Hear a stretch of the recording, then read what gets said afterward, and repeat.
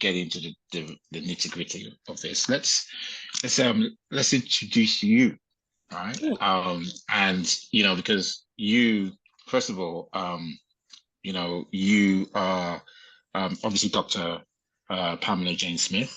You're a research fellow at McDonald's Institute of Archaeological Research at Cambridge, also at the University of Cambridge. You are the wife of the late great Professor Thurstan, and we'll talk about him shortly. But also, you also have a title from the Igbo. You're Lolo, right? So I'm very happy and quite glad actually that I can refer to you as Lola. In I never understood what that meant. That was the Edu too. He was such a gentleman. I miss him. I can tell you. So, because my wife is Lola. If you are a titled man, going back many years, particularly also title, I mean, they're now honorary titles which that they give to chiefs, and then they automatically call their wives Lola. But if you are if you take the Ozo title, Mburuchi, where you would have the Ichi marking, as you know. And then you take it on your first wife, because obviously in those days there's more than one wife, polygamy. Yeah. Your first wife would be automatically have her own title, which is Lola. But obviously your title is more like you are the first wife of Inri. That makes sense. So, you or Ibuku, should I say, first wife of Ibuku. And that's why you are called Lola. So it's a very powerful title. And I'm glad that they recognized you personally, as opposed to your late husband, which is a separate recognition for the work that you are doing. So tell me a little bit about you yourself, and then I would at some point talk about your late husband and his work. We can discuss that. Tell me about you. Well, I was born in New York City from a family that came from the Netherlands in 1680. And I was brought up to, I don't know, I think mainly to be a wife. But then it turned out I was getting scholarships, and my family was very pleased and very sweet about that. But then I was very troubled, and I got a major scholarship, not just to Cambridge, but at that point to a very high quality university in the States. But I noticed it's impossible, I think, to be from my background and be white and not see the horrors, the horrible things going on. And I started to work for something called the Grape Boycott. You wouldn't know that, but it was a group of Americans who were Mexican descent who worked in the agricultural industry, and it was led by a man named Chavez and Caesar. And he said, we actually need white people because we're looking just to get votes. And he said, you're very kind, and we'd like you to go to Canada and just tell people that we need them to support our strike, because we're just looking for clean toilets and schools and things that all workers should have access to, but we don't, being Mexican Americans in California. And that was a very long time ago. But then as soon as I came to Canada, what I noticed is that Canada had a deeper sense of justice than what I had noticed in New York. There was I was very young, and there was a real effort. There's a real effort on the West Coast to do what's right, to apologize to the First Nations and to include the First Nations. There is an effort. There is a recognition that we shouldn't, that that there's a world out there who are genetically sometimes really superior, frankly. And I think that's part of me. My husband, my Thurstan, used to say, well, you're a Christian. And I said, yes, I'm a Christian. And he said, well, then why do you worry about that you have such deep values and deep love of God and justice? That comes because you're a Christian. Yeah. And he said, this is what you must just believe and stop doubting yourself. My first husband was a wonderful man, and that's a long story. He worked for MI6, but he died very quickly. And he had worked for MI6 in London, and they retired him to Canada. And he died when I was pregnant with her child, our only child. And I heard that he was dying. And so I lost him. I thought I'll never marry again. And then, of course, I met Thurstan, and his wife had passed away. And so that's how I got somehow. I won a scholarship to Cambridge. I'm very, very good at history.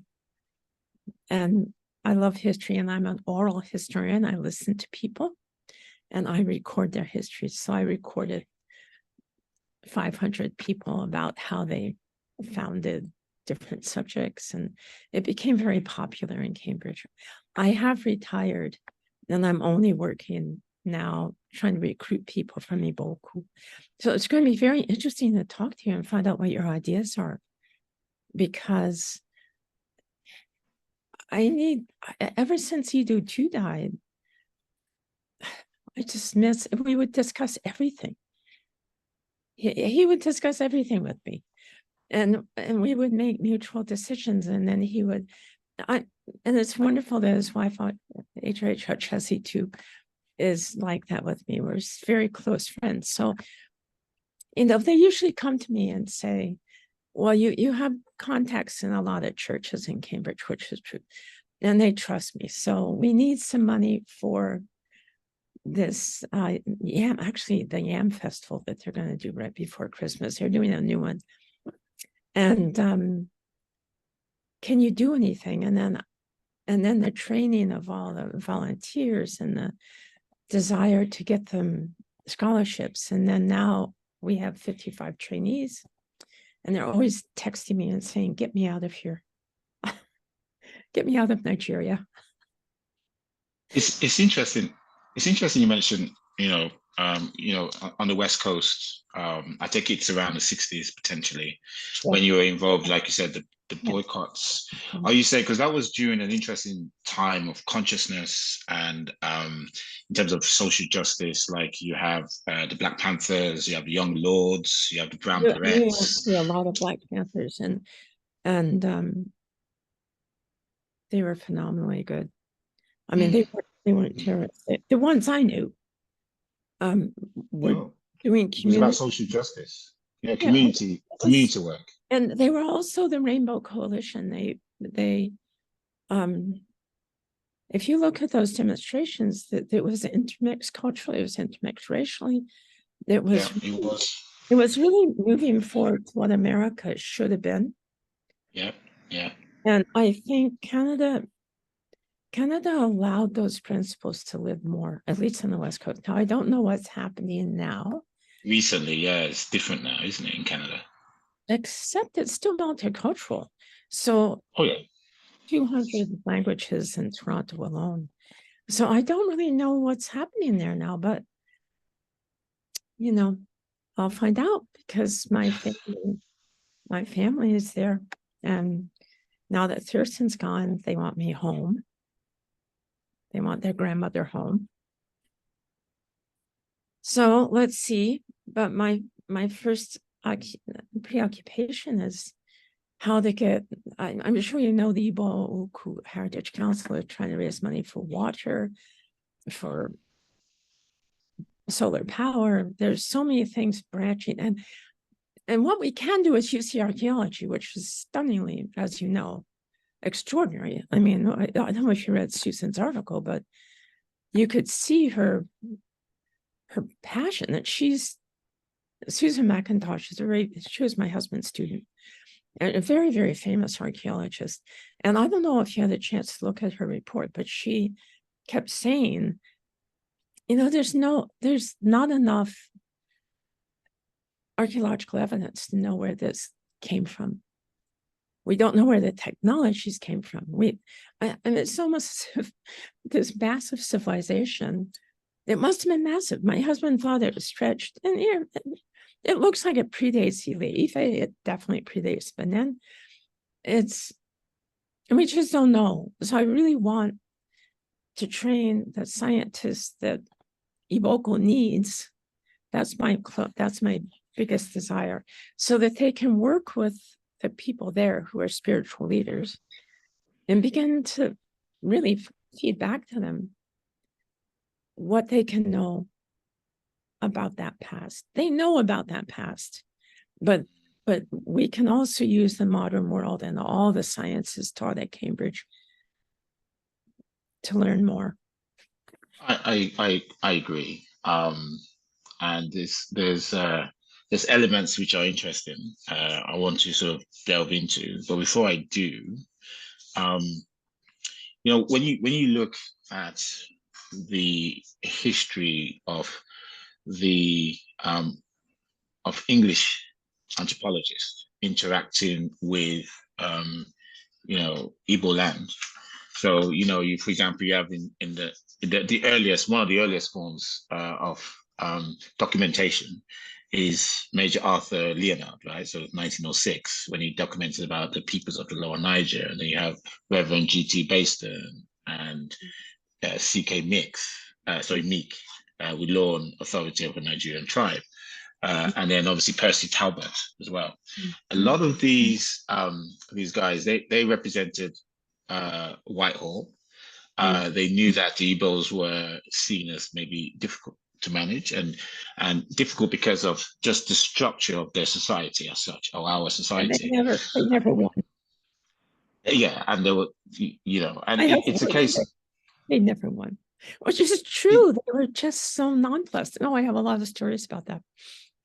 I have a lot of stories about that. May I tell you one? Of course, please. I interrupt. When my husband was sent in by the new National Antiquities of Nigeria, and there was, by that time, there was the district commissioner was Igbo. So, because there was this effort to pass on the British structure, and anyway, and they at that time, the National Museum wanted my husband to pay and buy the bronzes that were being found by his team. And there were these long discussions with all the people I know now, that I know all the descendants, but when you heard my husband, I would just start laughing. And he'd say, and then the Igbo commissioner was trying to get them to settle. And of course, they weren't going to settle. And my husband said to the Igbo commissioner, he said, well, okay, they say they'll come and talk to you. And there's one photo I should send you. It was in the exhibition we did out there, where the Igbo, they say, oh yeah, we'll go. This is Richard and Isaiah, the heads of those compounds, and all the people. Because at that point, that family, there was only 15,000 people in the village, and they were all related. They had 3 quarters, and they were all interrelated. And so, the day came, and my husband showed up, and nobody else came. It was an Oka, and they just it was just they didn't show up. And my husband went back to him, and he said, you were supposed to come. We're supposed to settle this. The museum, the Nigerian museum wants these objects. It was just, they said, well, he can come here. So I don't know if that photo where Mercy, the first wife of Isaiah, is just nailing this district commissioner. I don't know, the guy he's Igbo, but he's like stunned. And everyone's sitting around him. I'm just making a point that, who do these belong to? But I think finally, Igbo had so much experience dealing with this, especially with John Field in 1938. And they actually liked John a lot. I got letters from his wife, his widow, saying, and wasn't he the district commissioner? What was he? Anyway, he was the one who used to negotiate to try to get something into the British Museum. And they were okay with that. They thought as long as they give us a lot of money, it's fine with us. And I think in the end, the objects did leave, but then it went to Joss. But it didn't work. I mean, it didn't work. And it's interesting because in the British Museum, when you go to the Africa Center, That's 38. And there's not much there. Not much, exactly. You have the pendants, which we've used as a motif for Ibotik. You have the famous pendants and a couple of things, but no, they certainly don't have the Igbo Ukwu pot. That's in Lagos Museum, damaged, by the way. Yes, it was damaged. I didn't know that until I went in 2015 when I was there visiting the EDU, and I said, "Can I bring a delegation to Lagos?" Because some people are saying to me, "I haven't seen it. It doesn't begin to 61." And they kept saying, "Oh, don't worry, you don't want to see the gold pot." And I said, "Why can't you see the roped pot?" And they said, no, we left it. But there's two. Well, there isn't two. There's two. There's one up there, and they were sweet, but they weren't Igbo. And I kept saying, no, you must. I'm Thurstan's widow. I'm not leaving this museum until I see it. And they brought out a few things in this. It's so incredibly beautiful. And they brought it out by hand, which they never should do without gloves. And they put it on a mat, and it was broken. Yes, it was damaged. It burst out in tears. I started crying, and they were saying, "Oh, I'm sorry. Someone dropped it." And I was just crying. And they said, "Anyway, it's a fake." And I went over, and it wasn't a fake. It was labeled. It's horrific. And now they got 40,000 pounds from the American Bank. I'm sure you read that, to restore it isn't it the museum in New York City? Museum of I think there's plans. I don't think it's been restored yet. I see it's still in storage in Lagos. As I understand it. Okay. But the interesting thing is when you look at all these people I've mentioned that were almost representing Whitehall to figure out, they did a lot of good work in terms of anthropological work. They did a lot of photos, a lot of digging and understanding, but the belief is that their perspective was still very Victorian, very colonial. Gave the impression of they use words like natives and savagery and what have you in their writing, and it's when you look at Professor Shaw's work, it's very much with the 2 volumes of the archaeological book, Igbo Ukwu. You see that everything's very neutral. So I'm interested to know what his disposition was towards Igbo people, whether there was a genuine love, which I get an impression there is, or whether I doubted this is the case, or whether there was more. I just want to find out what I need to find out to give to the British government, and that's it. What are your thoughts on that? I've often tried to understand my husband because, his brother was a district commissioner, his older brother. My husband went up to Cambridge in 1933. And at that point, they were training people to be district commissioners. His older brother was proud that he never had a Black friend. Right. His older brother was in what became Uganda. And he was the only white man, and he was a very traditional. And when you see photos of him, and they were both Christians, but he wasn't really a Christian. And he always but he was a good man. but he always dressed whites. And then you see my husband, and he was younger, and I'm not really sure what changed him, but his father was an Anglican priest, very modest man in Devon, and he would host Anglican priests from West Africa who were African. And my husband grew up as a child talking to them. So I think he didn't, I think it was a totally different perspective. If you're going to be a Christian, this is it. I mean, he didn't see the difference. That's what really struck me. He didn't see them as them and them because they weren't. You know, they were Anglican priests and they were pastors. They weren't different than his father. He didn't see anything different. And so maybe that's good, maybe that's bad. But when he was invited to join the district commissioner in 1935 with a classics degree from Cambridge, he chose to go to Achimota instead. So I'm sure you know that story because Achimota was founded to be integrated.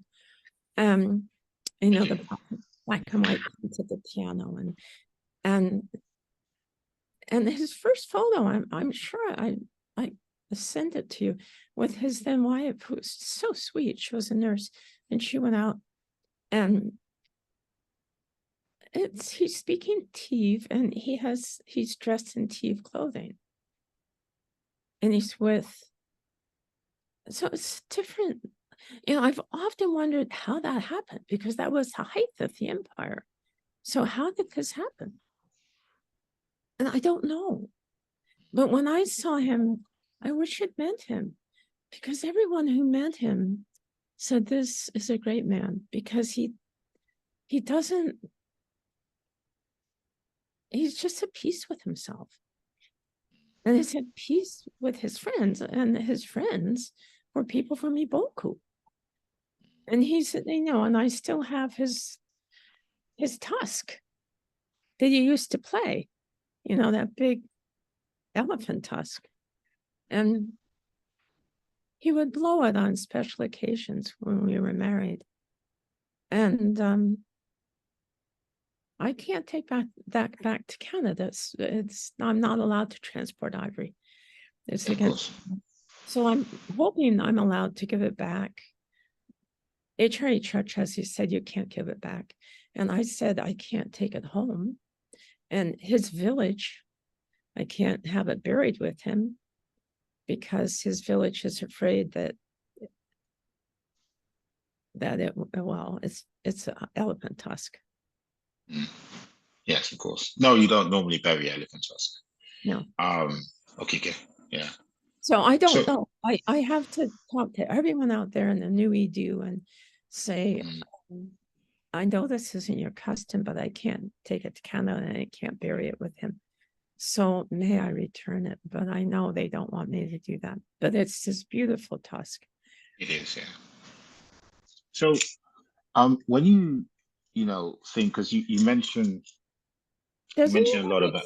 I hope I'm not just rambling. No. This is really, really great stuff, and I hope that you have the time for us because there's so much I like us to discuss. I know you mentioned Igbo Ukwu a number of times, and we know that the Igbo Ukwu findings was a pivotal moment in understanding, you know, Igbo history, right? Because obviously understanding civilization. Yes, of course. Yeah. Even from an antiquity perspective. So, and I know that there's a lot of you even mentioned yourself. You know, Kingsley isn't from Igbo Ukwu. And he has, you know, most of the guys involved. PhD, yeah, of course. Has his postdoc, so he can work as a material scientist. So, do you see? Because there's been a lot of other discoveries. So you have, for example, Afibo in Ebonyi State when you discover the pottery, which has been carbon dated at 2000 BC. You have Ledger in Nsukka with the slag foundry. There's problems with those dates, And what are your thoughts especially on with this? Leger. Just let's see what happens. Because, like what Susan said in our article is true. Everything was done according to scientific standard with Thurstan. And what we're looking at is actually, we don't know archaeologically much about that. We don't know where the pottery came from. You know, she mentions that we don't know where the production of those pots were. We actually don't know the extent of that civilization. Really, we need millions of pounds, and we need so many specialists. And then we're going to be able to talk with certainty about dates. Leger, there's problems with the dates. Serious problems. But we know that that Thurston Shaw himself did state that the metal, the bronze itself, from the potteries was locally sourced. Absolutely. So I don't know if it was obviously, but her point was there's actually no evidence for where it was produced yet. Now, it could have been just at another site within Igbo Ukwu that or a number of states somewhere. It must be close. But yeah. but to find those sites and to protect them so that people aren't just digging and destroying the stratigraphy, so you don't know what's what and you can't get good dates. We really have I'll die before this begins, because There's a lot of work to do, of course. there's a lot of training. I want to get people trained to do it. I want to get people trained in DNA. I want to get people trained in protein. I want analysis and residues analysis. And I want people from that area to know those disciplines. You know, when I heard the vice chancellor of Ibadan speak once, he said, I think we need another 1 million PhDs to cope with the explosion of potential that this continent, you know, and instead, everybody from Igboland is saying to me, get my child out of here, you know, because of the violence. Yeah, it's difficult at the moment. But even though with what we do have, because even like I mentioned of the colonial politics, and you've got the new breed. So you have the likes of Dike, right? Who's the first vice chancellor of Ibadan. Dike invited Thurstan. They were close friends. Yeah, they were. Yeah, exactly. So he's part of the new breed, and there's several other people. Obviously, you have yeah. Sorry? And also, anytime you get an Igbo person in Cambridge, they shine. Yeah. Well, Igbo people shine everywhere. But yeah, you're right. They do. They do. You do. In academia, they do. We do. And also in commerce. And I mean, if you see an Igbo person, they're usually successful. Yeah. And so you have this new breed. You have Iweka. You've probably heard of Iweka. He was the first historian in 1922 with his book, History of Obusi and Igbo in general. I haven't even had time to read. I mean, these are books my husband would talk about. So I would hear about them. So with the new breed, a lot of research, and even now you have what they call the new age, which of Igbo, not just anthropologists, but not necessarily archaeology, but more going into trying to understand through linguistics and through analysis of the symbolism of the existing artifacts. Those like Catherine Achelano. I don't know if you've heard of Dr. Catherine Achelano, and Adam series of work that she's done, where they use linguistics. She's a linguist, so where she's late now, but she uses linguistics and artifacts to analysis of symbolism to make assumptions, at least, of things in antiquity.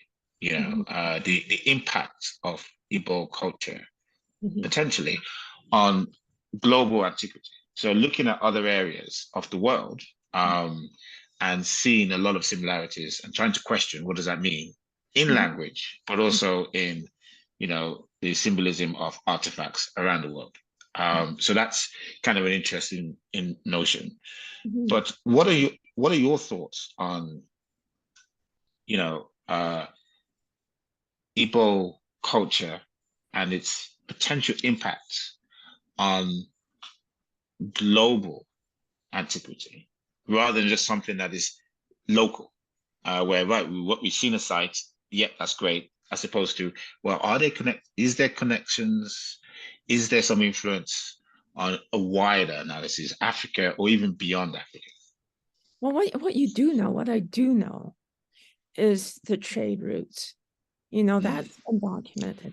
So they were trading into all parts of Arabia and the Middle East. Correct. And they were India even. And they were moving around a lot, which rings the bell, doesn't it? Well, that's what we do, right? Yeah. Semi-nomadic. It was like, oh, when I started to read that, I thought, this fits. And my husband used to say that too. He said, it's surprisingly consistent in some traits. It seems the honesty is very important. It seems that's centuries. It seems the respect for individuality and not for kings, the land with no kings, in the sense of no one's above another. And that's something you should teach the world. I'm always amazed how democracy actually works. Among the when I'm watching Igbo Ukwu work, it's a democracy. Yeah, and it's not representative. It's actually democracy. Yeah, that's right. Thank you. And I just think, wow, that could be so useful to every country. You'd certainly have fewer wars, wouldn't you? It's certainly a few, because you wouldn't have a czar. You wouldn't have one crazy man controlling. You wouldn't have a czar. You wouldn't have an emperor. You don't. And I just think there's so much the world should watch.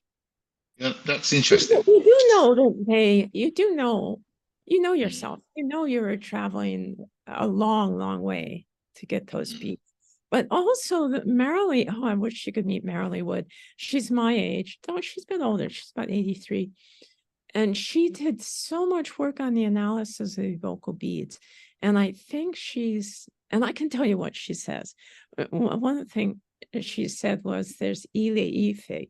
What became known as Ile Ife beads when they were excavating and still are, what they characterized as characteristic of that society was actually, she said, but they exist in Igbo Ukwu. Now that means they exist before they exist there. So they're not called Ile Ife. They're just, and then she said, I don't know if I told you this in my email. She said there's a little tiny bead that's so microscopic. You need a microscope to see the decorations. And she said they're like the rope pot. They're so delicate. That's what every archaeologist who's from Europe keeps saying. How did they do this? Because the lost wax is extremely hard. And I remember Susan said to me, what was it? This group of people, this civilization chose the hardest way, the most intricate way, the most difficult way, and the longest way in terms of creating art. It wasn't expedient. It wasn't throwaway. It wasn't getting to the end quickly.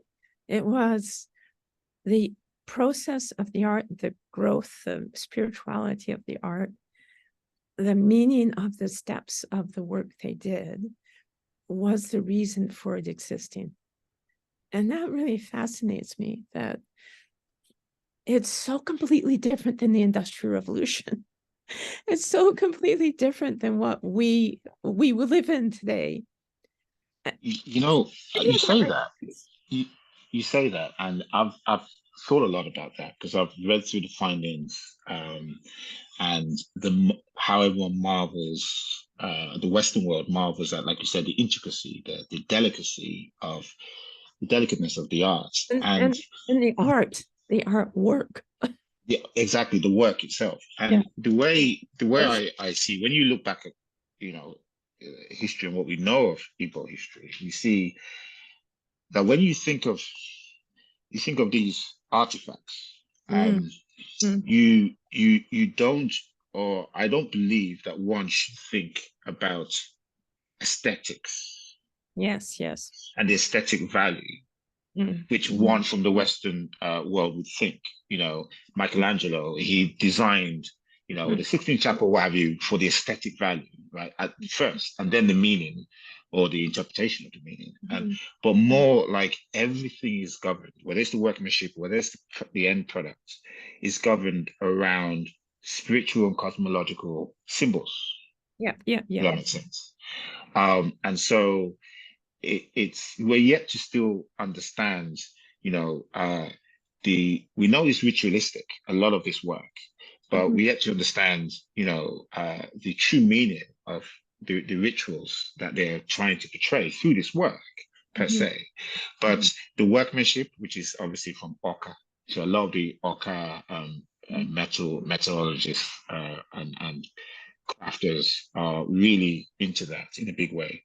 The workmanship, the end product, the representation of the end product would have gone the hard way, the difficult way, mhm, purely because it has to be done that way for religious, mhm, cosmological reasons. You know, so when you look at the rope pot itself, mhm, at the feet of the rope pot, mhm, is that the Milky Way? Is it so hard to mhm, consider that potentially, that mhm, maybe mhm, a cosmological representation rather than just a piece of art? If you see mhm, what I mean? And even the rope itself and the design around it, or the ichi marks with the sun rays, you know, which has connotations around Ayahu and title, you know, titleship, what have you. Um, you know, it's almost like the intricacy mhm, has to be done, has to be learned to be done that way, mhm, because it must be represented correctly from a cosmological perspective. mhm. What do you think? What are your thoughts there? I don't know. Mm, I really am the type that I'm quite concrete in my thinking, and I don't. mm, But one of the people who sang at my husband's funeral was now he's in South Africa. He just published a book with CUP, and he discusses that. And the other person who's discussing it is Keith Ray, who was one of my husband's students. He said to me, I was very shocked when I looked at the work being done at Lagos, paid for by the British Museum and paid for by the Bank of America and guided by, is it the Museum of Arts in New York City? Who's doing But that? the Mets, is it? Oh, okay. So Yeah. is that the one that got the grant? I mean, I don't even know who got. I Um, think the NCMM got the grant, but they're working the National Commission on Museums and Monuments. mm, I wouldn't know. Yeah. Anyway, they had a picture, and they had the pot upside down. And they had a picture of the material being worked on. And because the pot is broken, they had it upside down. And it's like, my God, no Igbo person would put that pot upside down. Yeah, correct. It was the pot upside down. It was designed to sit where it's sitting because it was sitting on a base that's sacred. That's what Keith said to me. He said, the base is sacred. It's sacred. Yeah. It's like the stool that the pot sits on, they can't touch the ground. And Mm, and you don't put a lid. It just struck me as so, you know, I'm white, but I know not to put a pot, a piece. wrong way. Yeah. And I just don't even know how to translate that to an audience. I think, thank heavens, I'm not an academic anymore. I'm retired, and I'm trying not to explain to the world what I see as much as I used to, and I can just live it. But there's a certain part of me that fears for Igbo Ukwu and fears for the civilization, because now that we've begun to try to make it available, it has to be protected. Does that make sense? It can't just be, you can't have a pot upside down, and you can't have a pot. And I don't know, one of the students I helped recruit, Stanley, he's from Nsuka. I'd like you to interview him, because he's looking at concepts of, he speaks Igbo, so he'll explain it to you. But one of the concepts is that it isn't so much the object, it's more that things can rebirth themselves and rebirth themselves. He said the Igbo people rebirth these things. Maybe that's the way to protect it. I just don't want it abused. Am I making sense? By people who don't understand the spirituality. And I got the feeling you can't separate spirituality from what it is. There must be a word in Igbo that tells you about the whole thing in one word or several words, because the English language doesn't. The English language divides spirituality from materiality, and that I'm sure that's not true. No, that's not true. So you're absolutely right. I think, when you talk about omenana or ordinana, right? Which is the way of the land, or the land itself. You talk about cosmology, creation, the creation of the universe. You talk about tradition. You talk about culture. You talk about spiritualism and cosmology, right? In terms of, it isn't compartmentalized. All of that is whole. Sorry, but you don't compartmentalize it. That's my point. So all of that is homogeneous. Yeah, that makes sense. So we can't say, so like in the Western world, we would say, there's this man who man is, and he's religious, but then he has to go to a priest, right, to get almost religious sanctification, as it were. And then there's the tradition of how you get married, which is totally separately, or how you live your life. In Igbo culture, or being Igbo, how you wake up in the morning, how you speak, the words you use, the rituals or the habits you go through. And it's you are spiritual as such. You are everything. It's in the culture, it's in the tradition. Meaning that when the Victorians came, first on the Niger, and it spread from there. Diocese of the Niger, the Anglicans came first. In 1857 to Onitsha. I didn't know that. It then became right, you need to accept Jesus as your Lord and personal Savior. And it became like, okay, how do we dissect this? And it became impossible, which means by taking on Christianity at the time, you rejected everything else, everything, because you can't split it. That makes sense.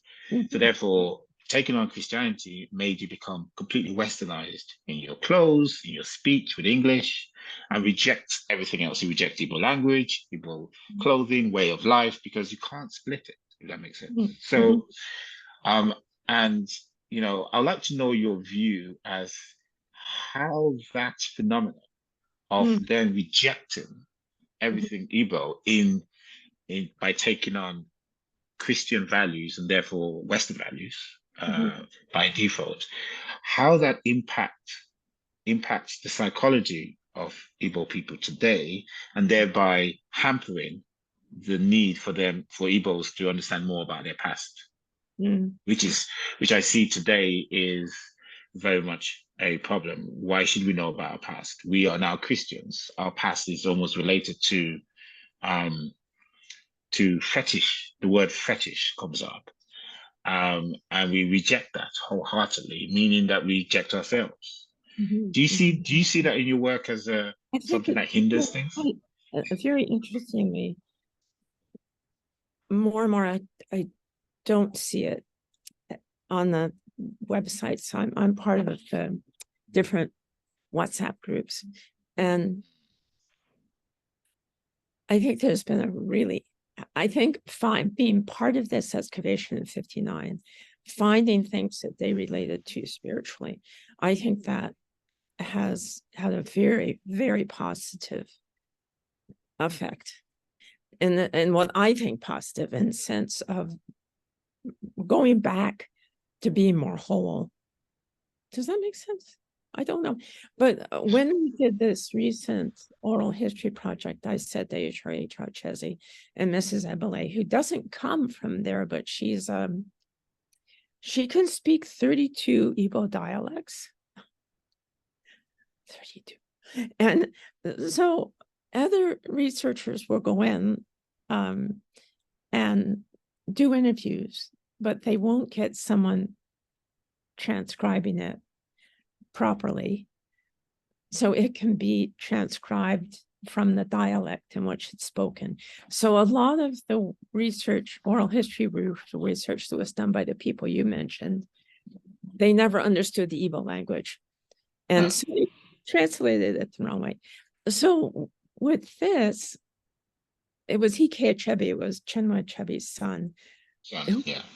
You know him. You should get to know him. I am connected with him. We have communicated. And he said to me, well, why don't you use Mrs. Ebele?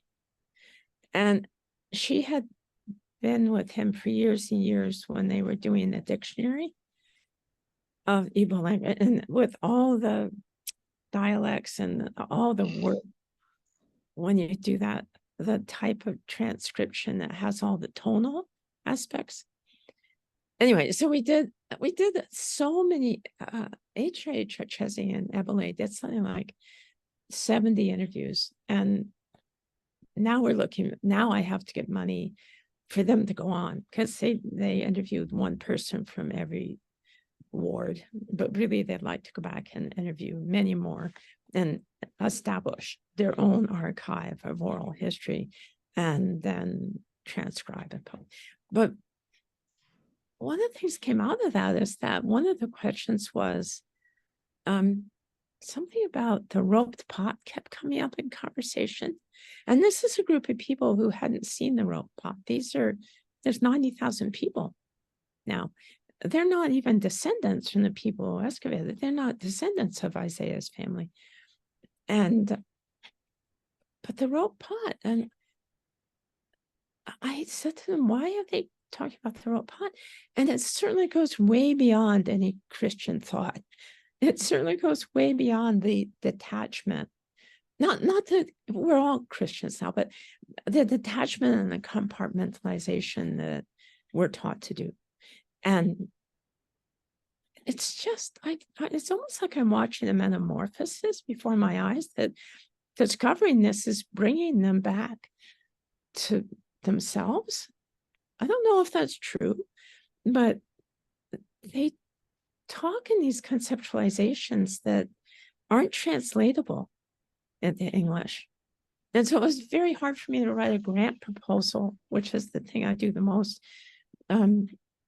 trying to say this group of people need more money to learn more about themselves. So we'll have to wait and see if the granting organization does that, because they usually only grant money to labs in Cambridge. It's very hard to get money that goes directly there. And, they had to bring in the Met to do the work on something that they don't even want to connect it with the village. I mean, why didn't they? 40,000 pounds to fix something they don't have a history with? I mean, it just seems like that's such a disconnected thing to do. They should have brought it back to Igbo Ukwu and involved maybe 1,000 people in training to understand and listen to what that meant to them. Because in the end, we were interviewing and we didn't even have we don't even have a good replica. But they all know what it looks like. And they all brought it up in conversation. So let's give them the money they need to express themselves. And I do think it has a roundabout. I do think it's having surprising results. I hope it seems to me that I was really shocked that they even started to talk about it in a very spiritual way and what it means to them. And how they were saying it's us. It's here. It's us. They were saying that in Igbo. And so. Do you think that I think it's a real shame that we have to rely on, foreign institutions. Nigeria is a rich country. I think Nigeria is still very infantile as a nation when it comes to priorities. So we're still very much trying to sort out roads, security, and deal with just basic things that a young nation would deal with that we should have been dealing with in the 60s. Right?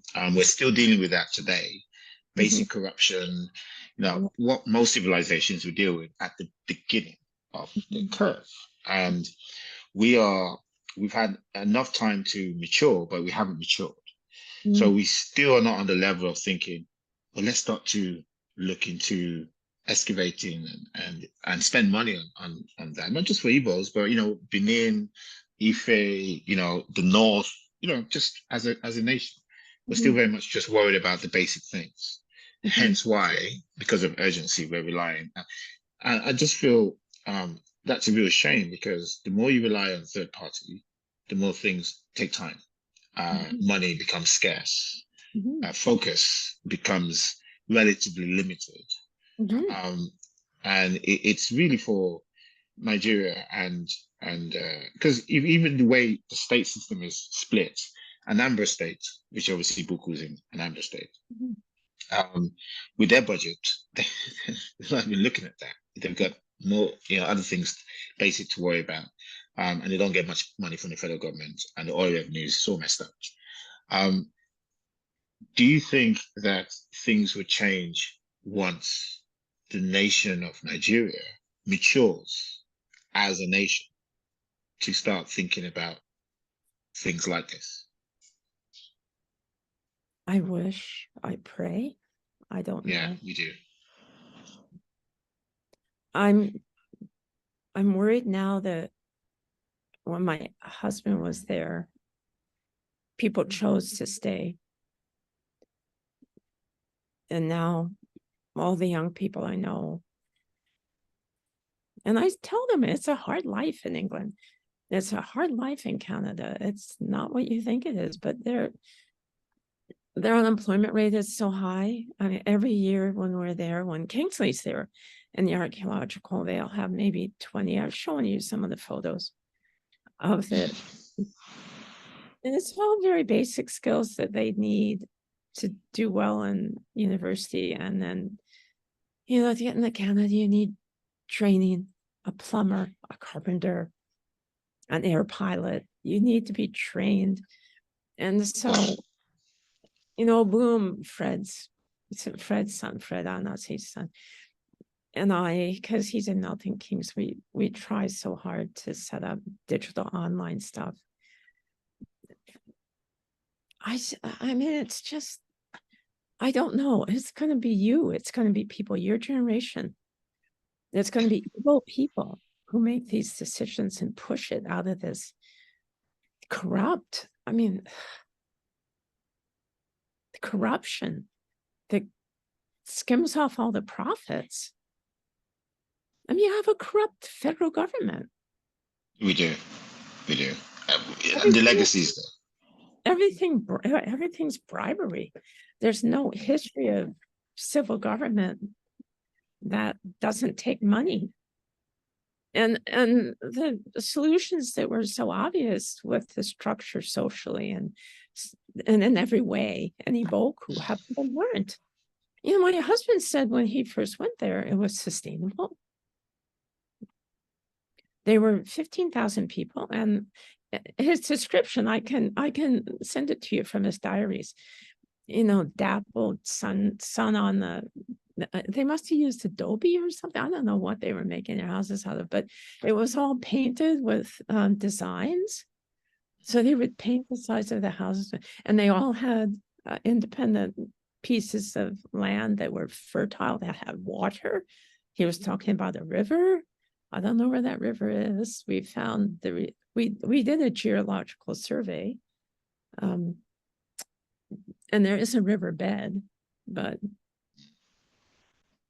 anyway, I mean, I just think the lessons of Igbo Ukwu haven't been learned, and if you can do that in your generation, more power to you, because We have no choice. I think we have to, if we're going to learn. We know that the what we have found has direct connotation to who we are today. You know, for example, the Ichi markings. You know, no matter how Asian they are used today, right? And so there's a direct connection. But at the same time, when you ask us to recreate the intricate design, it's almost like it's a lost art, right? So there's a discrepancy between then and now, and it's for us to do more work to really understand not just Igbo Ukwu, because we know that there's swathes of Igboland that are potential Igbo Ukwu finds just waiting to be discovered. That's right. Yeah. And to give us more information about ourselves, like a jigsaw puzzle. You've got a phenomenon. You know, it's obvious you have a civilization. Correct. I mean, when you look at civilization, when you look at the Dogons, it's similar. You know, the Dogon civilization. And you know, you even look at Ashanti in Ghana. There's a number of them that's around Africa. That they were communicating, obviously. If we could decipher and really understand, then we can start to rightfully take our place in antiquity, historical antiquity. Because yes, we talk about Greece. Yes, we talk about, you know, we talk about even Samaria, you know, of the Chaldees, and on it goes, you know. And yet there isn't a very clear, apart from Egypt, because, you know, Kemet, we can say, has its right in antiquity. There's controversy whether that represents sub-Saharan Africa or that represents something else, you know. But before the you know, before the Greece came on, you know, Alexander the Great and the new pharaohs that came from there. But you know, where does true sub-Saharan Africa? Where is its place in antiquity? And it's only up to us to find it out through investigating more on sites like Igbo Ukwu, you know, sites like Ledger, sites like our people, and more that we don't know about. You know, but I think that there's a lot of ignorance with Igbo people in general towards that, purely because of the influence of Christianity. No one's saying that you have to reject Christianity to understand who you are. You just have to more like say, yes, I'm a Christian, but I really need to understand who I am. I really need to look into that. Just like any other religion, any other country or any other nation or people or tribe in the world does. They try to find out more about them, irrespective of what they're doing. Greek, you have people from Italy that are staunch Roman Catholics, but who have no problem trying to understand what Rome was like before the Catholic Church. Yeah, absolutely. Or in Greece with the different, you know, gods and what have you, that they want to find out. Doesn't mean they're worshiping Zeus, sorry, or they're worshiping Apollo. It just means that it's good to find out what these meant to the people at the time and what it means for us today. That's all. And we should have the same here in Igboland as well, I would imagine. I was surprised in these interviews that people were saying more or less what you're saying. People who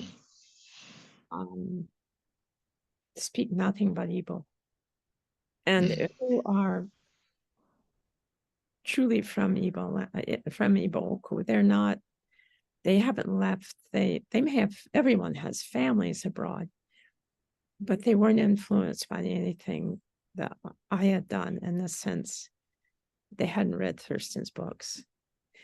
And yet they were talking the way you're talking, that this is themselves, that this is who they are, that they want to know more. And it came up in a lot of the conversations.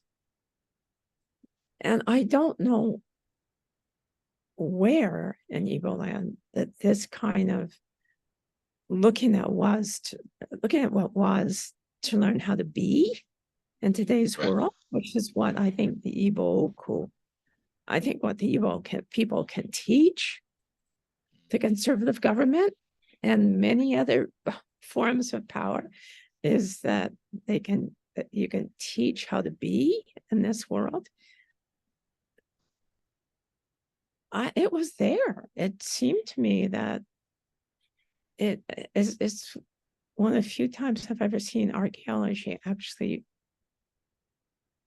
be adopted and incorporated into their oral history in a very positive, constructive way. So it's too bad that money is really scarce, but maybe in a way it's good that we've kept it small. We had to keep it small. We can only train 20 every 2 years, but you know, if I can make any money from my pension, there's so many requests, you know. I mean, so many of the trainees really need me to donate money for the chicken they're going to bring home to their parents at Christmas.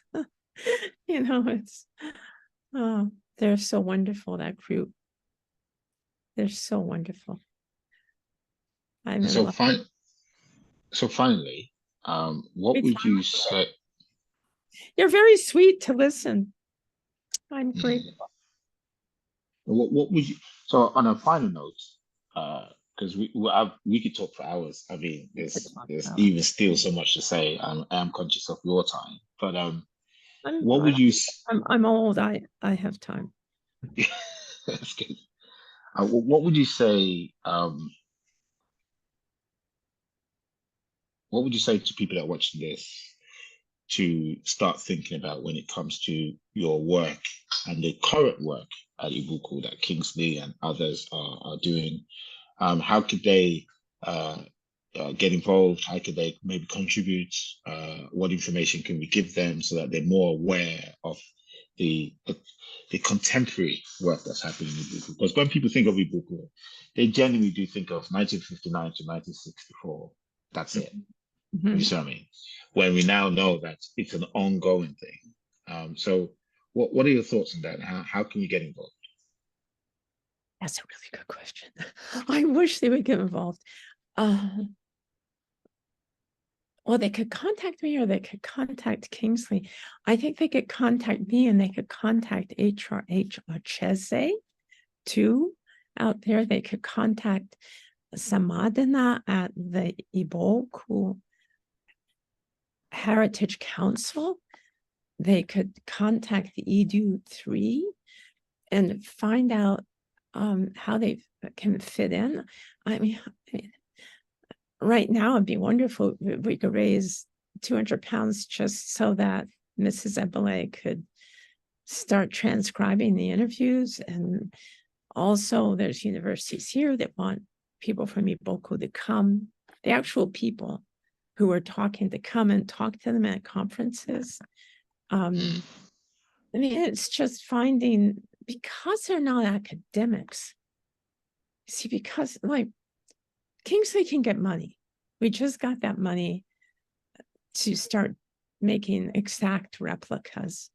But to make one replica is about 5,000 pounds, but they're exact solid replicas, and they can reproduce.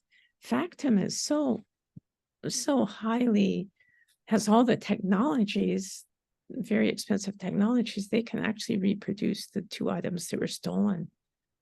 The thing that was one of the most beautiful objects that was stolen was the Edu's stool that was in Igbo Richard in that excavation. And it's one of those things that you talk about as being spiritual and symbolic and all rolled into one. And we don't have that language in English to express that, but you would be able to express that. They can actually reproduce that just from my husband's photographs, because he did, him and Fred, and he trained another gentleman named Igbo Ukwu, and he trained Eugene and Nazier, and they were the people who documented. See, they were so quick. He only had 3 months to train them, and they documented finding that, and they can actually reproduce it now. As long as they have enough photographs to get the sense, they can actually reproduce it now. So we could do that. I don't know where that is. I don't know who stole it. There was so much corruption in the museum at that point that people. This is a bronze stool as opposed to a bronze stool. Yeah, and it's yeah. And if you look at my husband's publication, he has photographs of it there. Yeah. And the pendant, so many plates. It's a very large pendant that was stolen. It was stolen, just somebody walked in, took it, and left. So there was no security. So most people think it was stolen. Most people think, well, the curator stole it, but I don't know, because the curators in Lagos wouldn't do that now. But it's just wonderful that maybe they can we can see it again. So, I mean, they could be part of that. They could be part of helping with, if they want to go there and help with oral histories, my God, they can go there and work with Kingsley. They can find one of their children to train to be an argumentologist and tell us about the iron. With Mustakim, I got him from Zaria. He wrote a MPhil recently about the iron, and he's trying to trace where the iron came from. All this stuff, there's a million questions they could be answering, a million. And if they have a child who's interested in archaeology, we'll look for an archaeological project. We'll look for a science project. There's 10 or 20 different ways they could help. They could help us with a website. They could help us get all the British Museum photographs onto the website. They could help train students out there to design websites. It's funny because archaeology, anthropology, and such subjects is seen in the Igbo community as work or vocations for people that come from old money. Really? Yeah. So if old money in terms of you because the Nigerian mentality and the Igbo, particularly Igbo mentality, even from the olden days. When I say the olden days, I'm talking about trade in the Niger Delta with the palm oil and what have you, even slaves, right? Everything is seen as new money. Like, we want the money because there's not really a sense of generational wealth in the Igbo psychology. It's always been a man is supposed to make himself who he is, right? So every generation is a reinvention in terms of, I just want to make the money. What's the quickest way to make the money? Whether it's going to medicine or commerce or what have you. Whilst with the British and in Western Europe, those guys have done it the first generation. They go out to war, they make the money, they get the land, what have you, and then the subsequent generations are saying, what can we do that we can enjoy? archaeology, for Yeah. example, right? Old money, right? So, But and so what, you see very few Igbos that would really want to get involved from a passion perspective, yeah, and more from a, well, if I'm going to do it, it's only because I have nothing else to do and they pay me, so I might as well do it, right? I know, I know, I There's a know, different there's a I know. different sensibility there. If that makes sense. Yeah, I understand, but then there are people like Samadana, and there are people like the Heritage Council, and there are Of people like course. you who came to me and said, I want this to happen for Iboku. Mm, mm. So there are a lot of Iboku people who care about doing something for themselves and are very proud and pleased. And those interviews, I mean, we didn't feed that into them. We didn't say to a 92-year-old, well, do you like the rope pot? She said to Emily, the rope pot is my, the way Emily translated it was like, the rope pot belongs to me. The rope pot is mine, and this is who I am. This is who I am. They would translate it that way. And okay, it doesn't make money, but I think it's worth quite a lot. No, I of mean, course, yeah, and it's worth to the nation, to the psyche almost yeah, of the Igbo people. You know that this is just this who we are. represents our past. This is represents us. If you see what I mean.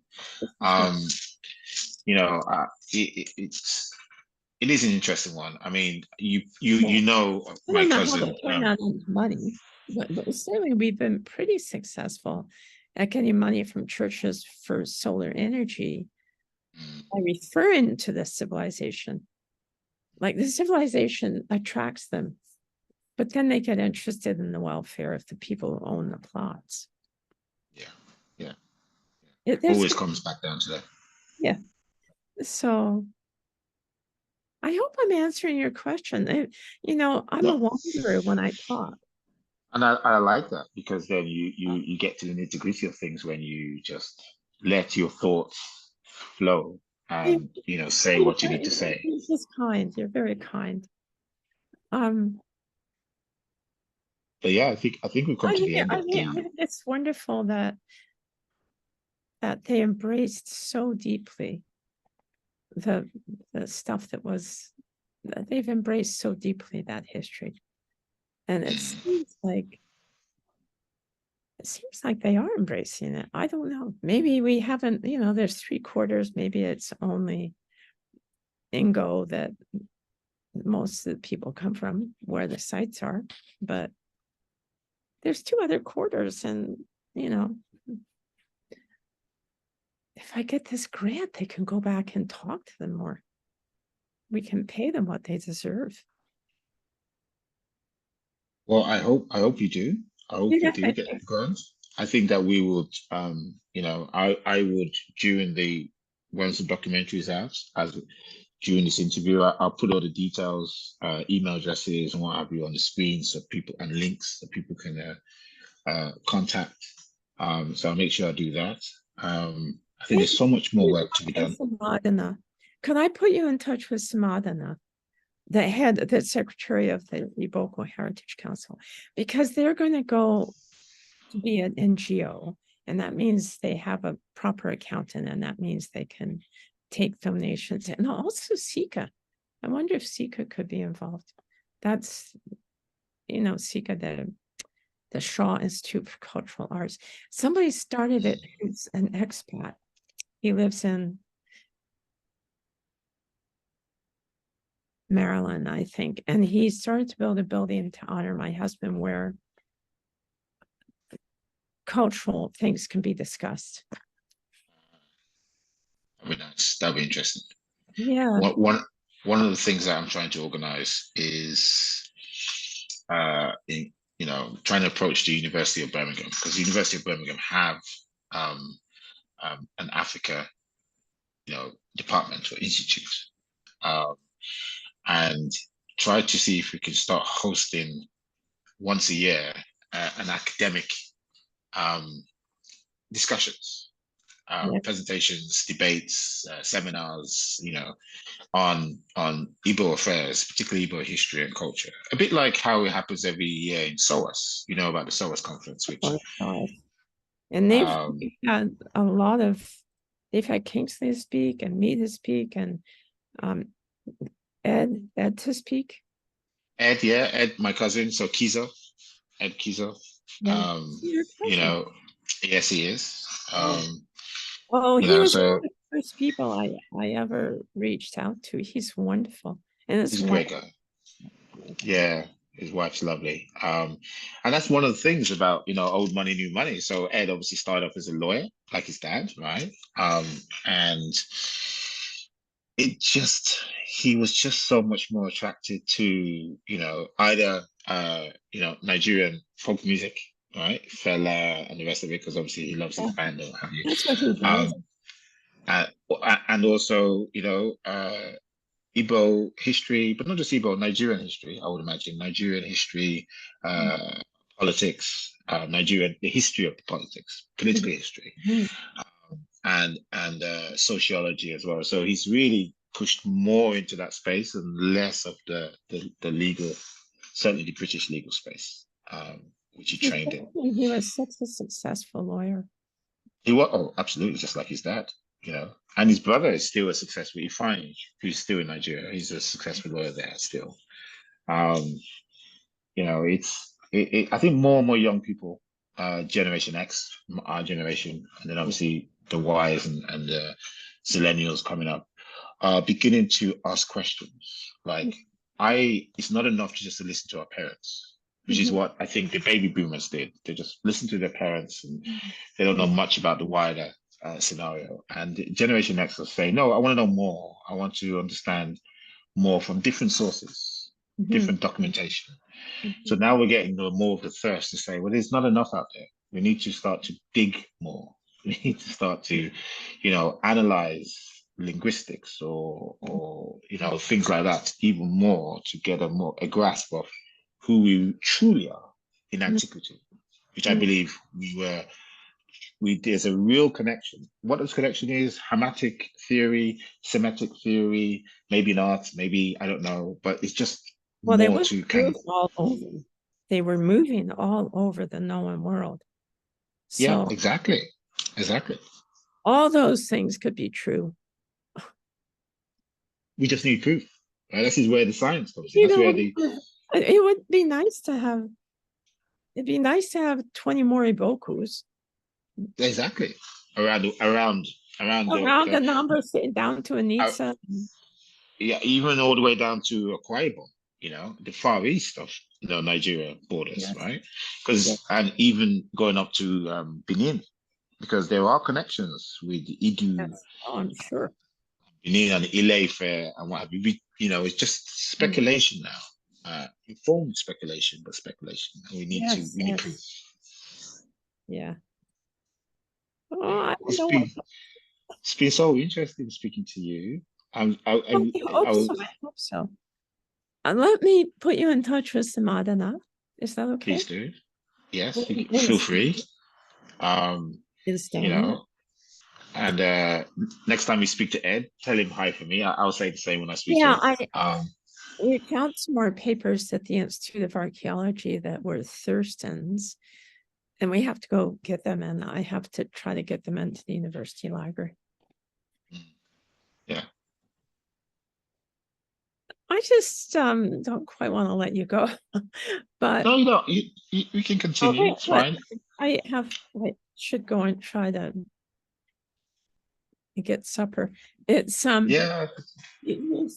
It's getting that over there is Westminster College. It's a theological college. It's an Anglican theological college, and Lucy Cavendish, where I'm staying, was just for women, because Cambridge didn't allow women to get degrees for a long time. And it's lovely here. It's nice to be back from Canada. Well, we're not too far from the University of Birmingham here, so it's a very good idea. It's a very good idea. Yeah, it's doing it so as. It's a lovely location. I'm sat in my office, which is away from the house, So Yeah. my own little den. But Congratulations on you your business. I mean, you no, it you doesn't surprise me that an Igbo person is good at commerce. oh I could it's Great. interesting because I'm actually authoring. So I wrote a book. It was a Amazon bestseller. What was Um, it? it was called Make Rain. It was to do with Oh, uh really? fashion, so marketing, sales, and what have you. So it got to number one in selling and marketing division of Amazon section, right? For Kindle. This was in 2016. But I'm currently writing a second book, and it's purely about why the Igbos are so good at business, right? Yeah. So the book is called Igbo Inc., or it'll be called Yeah. Igbo Inc. Incorporated, right? Yeah. And it's getting to things like the famous apprentice system, which the Igbos Yes. are good at. But more than that, it's like looking at the cosmological things, like for example, Ikenga. So Ikenga is about force of movement. Go head first. Once Hmm. you're in there, you deal with it, I know. and all of that. Yeah. And so it's like all of those. If all of those spiritual principles are part of our DNA, then that's what makes the Igbos so good at trade and commerce, Mm. and going to anywhere that's virgin land, anywhere in the world Mhm. to figure it out. You know, Yeah. um, and so it's more like that's the kind of book I'm writing. Well, I'm starting to write at the moment. Hopefully, Oh, I'll publish that in the next uh-huh. couple of years. Oh, it's so exciting. It's so Yeah. exciting to meet you. Likewise, very much so. Very, very happy to have met you. I've been looking forward to meet, and I'm sure very soon we'll meet face to face. Yeah. Trains allowing, right? Um, and we would definitely meet face to face. Definitely. Well, congratulations. No, and Congrats, thank you. and God bless you. Likewise. God bless you too. Enjoy your supper, I will. and we'll speak soon. Okay. Okay.